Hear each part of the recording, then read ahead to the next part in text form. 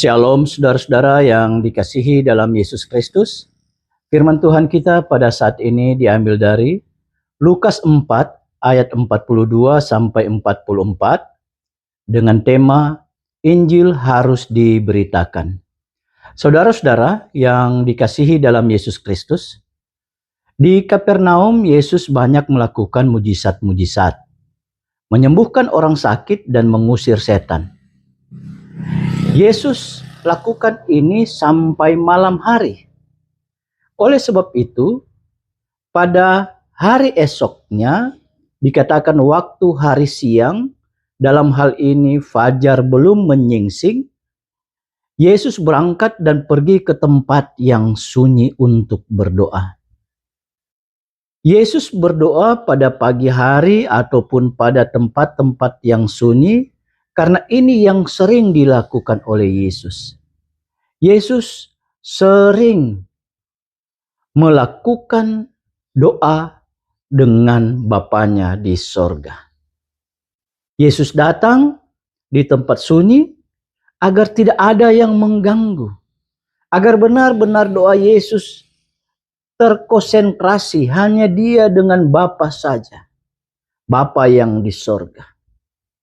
Doa Yesus kepada Bapanya bukan sekedar berkomunikasi biasa, tetapi juga agar tetap fokus dalam tugas dan rencana Bapa. Dan spiritualitas Yesus tetap terjaga. Ini kalau kita berbicara tentang kemanusiaan Yesus. Di Kapernaum, Yesus tinggal di rumah Simon Petrus. Di rumah itulah Yesus melakukan mujizat-mujizat. Eksistensi Yesus yang dapat menyembuhkan berbagai-bagai penyakit dan mengusir setan telah tersebar seantero Kapernaum. Oleh sebab itu orang banyak yang datang bukan hanya mendengar pengajaran Yesus saja, tetapi mereka menginginkan agar Yesus menyembuhkan penyakit mereka.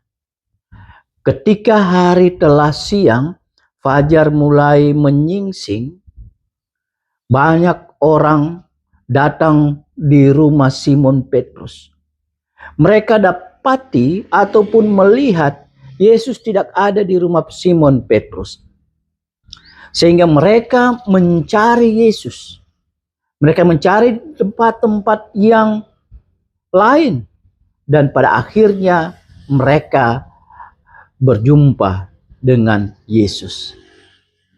Sehingga mereka berupaya untuk menahan Yesus agar tetap tinggal di Kapernaum.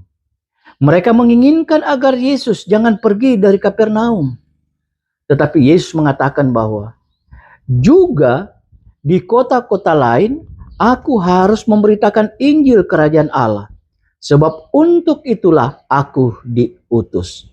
Itu satu penegasan yang dilakukan oleh Yesus untuk menolak keinginan mereka. Karena keinginan mereka hanya sebatas fisik atau duniawi saja. Sebatas untuk penyembuhan ketika ada orang sakit, bukan alasan untuk mendengar akan pengajaran Injil Kerajaan Allah. Di samping itu juga, Yesus memberi satu penegasan bahwa kedatangannya ataupun dia diutus Bapa untuk keselamatan manusia dan bukan hanya sebatas orang-orang yang berada di Kapernaum saja. Oleh sebab itu Yesus harus ke kota-kota lain agar kota lain menerima Injil Kerajaan Allah dan terselamatkan. Memang banyak juga yang takjub dengan pengajaran Yesus karena mereka merasakan ada satu perbedaan yang sangat signifikan mengenai pengajaran Yesus. Bahkan bisa dikatakan bahwa mereka membedakan pengajaran yang dilakukan oleh guru-guru agama. Mereka merasa ada satu perbedaan yang lain. Pengajaran Yesus penuh dengan kuasa dan karisma. Saudara-saudara, sebenarnya ada satu keinginan yang lain di hati orang banyak tersebut. Karena pada waktu mereka melihat dengan mata kepala sendiri bahwa dalam diri Yesus ada kuasa, ada keinginan yang lebih dari orang banyak tersebut. yaitu agar Yesus memimpin mereka sebagai raja. Tapi sebelum itu, yang diharapkan mereka adalah membebaskan mereka dari kekuasaan kerajaan Romawi. Yesus harus melakukan perlawanan secara fisik dan politik dan secara sistematis. Itu yang mereka harapkan. Secara sporadis dilakukan oleh Yesus. Injil Kerajaan Allah bukan hanya sebatas pemberitaan, tetapi juga merupakan satu proklamasi tentang pemerintahan Allah telah hadir di bumi ini melalui kehadiran Yesus Kristus. Dan dalam pemberitaan Injil Kerajaan Allah ada pembebasan baik fisik maupun psikis. Ada pemulihan dan pendamaian antara manusia dan Allah sendiri. Oleh sebab itu, pemberitaan Injil Kerajaan Allah ini harus diberitakan di kota-kota lain juga. Bukan hanya sebatas di Kapernaum. Agar semakin banyak orang yang terselamatkan. Saudara-saudara, ketika Yesus pergi dari Kapernaum, Yesus memberitakan Injil Kerajaan Sorga dalam rumah-rumah ibadah di Yudea. Kenapa Yesus memberitakan Injil Kerajaan Sorga dalam rumah-rumah ibadah di Yudea?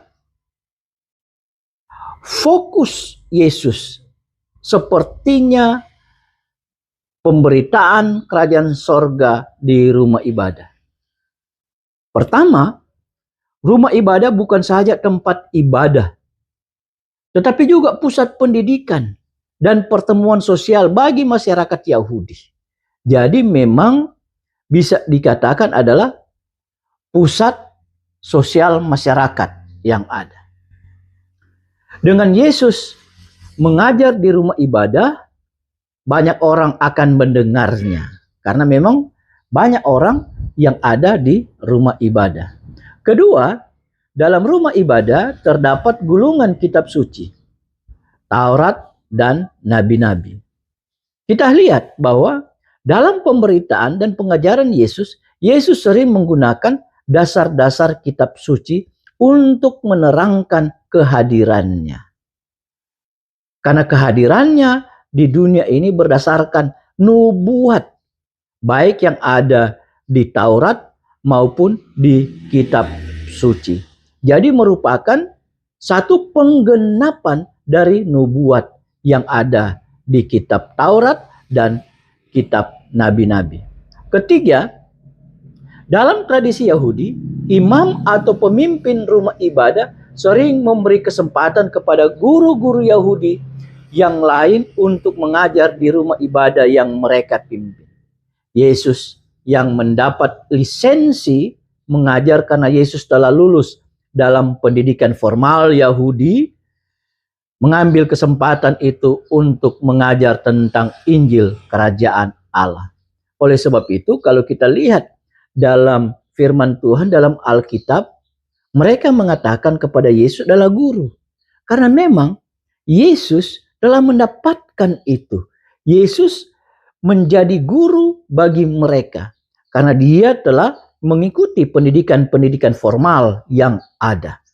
Hanya orang-orang tertentulah yang bisa mendapat guru ataupun lulus dari pendidikan itu dan bisa mengajar. Saudara-saudara yang dikasihi dalam Yesus Kristus. Tema kita, Injil harus diberitakan. Kalau kita melihat tema ini, walaupun hanya 3 kata tetapi mempunyai makna yang dalam. Coba kita lihat, kata pertama adalah Injil, ataupun kabar baik, atau berita sukacita, merupakan kasih Allah untuk keselamatan umat manusia. Inti dari Injil adalah Yesus Kristus. Injil adalah Yesus Kristus. Jadi kalau kita berbicara tentang Injil, sebenarnya kita berbicara tentang Yesus Kristus.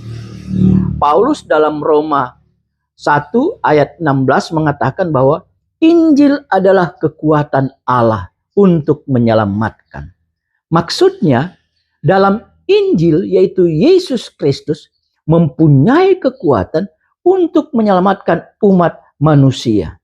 Oleh sebab itu, ketika kita percaya kepada Yesus Kristus, maka kita akan hidup dalam keselamatan.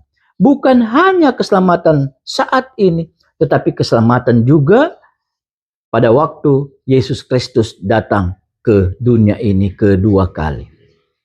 Kedua, harus kita pahami kata harus. Kalau kita memahami kata harus, berarti kata perintah yang wajib dilakukan oleh siapa saja. Karena harus. Tidak bisa tidak. Harus melakukan hal itu. Ketiga, diberitakan. Merupakan proses penyampaian informasi kepada orang lain. Dan dalam dunia jurnalistik, kata diberitakan berarti suatu peristiwa, fakta, atau opini yang harus disebarluaskan oleh lembaga pemberitaan. Jadi, kita ini gereja. Kalau kita berbicara tentang lembaga pemberitaan itu, itulah gereja. Gereja berfungsi untuk memberitakan Injil itu. Jadi, kita sebagai gereja, kita harus memberitakan Injil.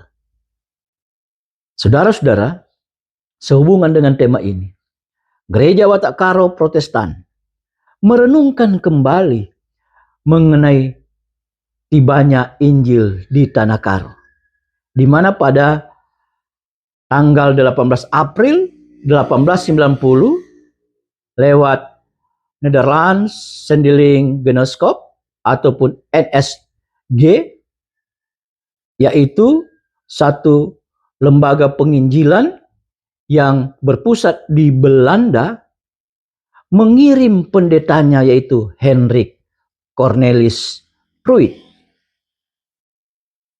yang datang dari Minahasa. Jadi walaupun itu ada di Belanda, tapi karena Hendrik Cornelis Pruit ada di Minahasa, lebih dekat dari Minahasa datang ke Tanah Karo daripada dari Belanda.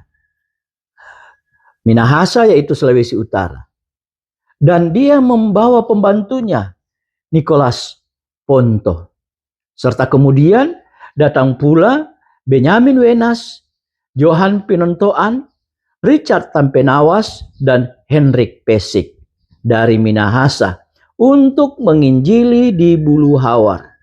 Dan tanggal 18 April inilah menjadi momentum sejarah awal mula terjadinya GBKP.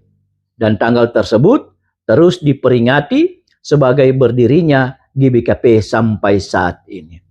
Saudara-saudara yang dikasihi dalam Yesus Kristus, dalam memahami tema kita, Injil harus diberitakan.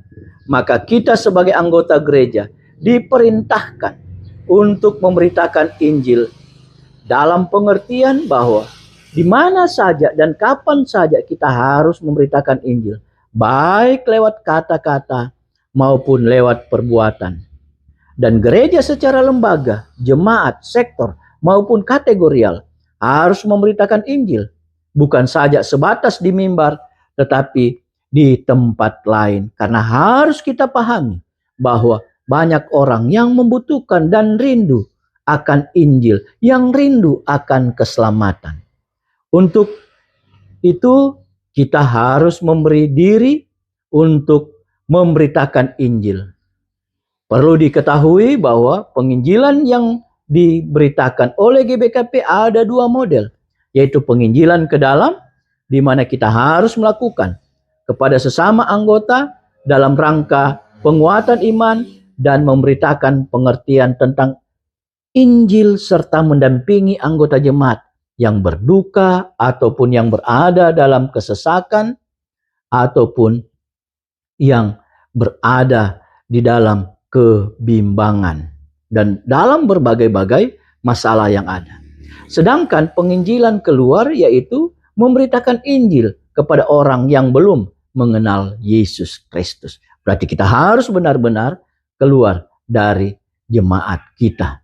Saudara-saudara, karena memberitakan Injil adalah tugas gereja, maka kita harus melakukannya dengan penuh sukacita dan tanggung jawab agar banyak jiwa dikuatkan imannya serta diselamatkan.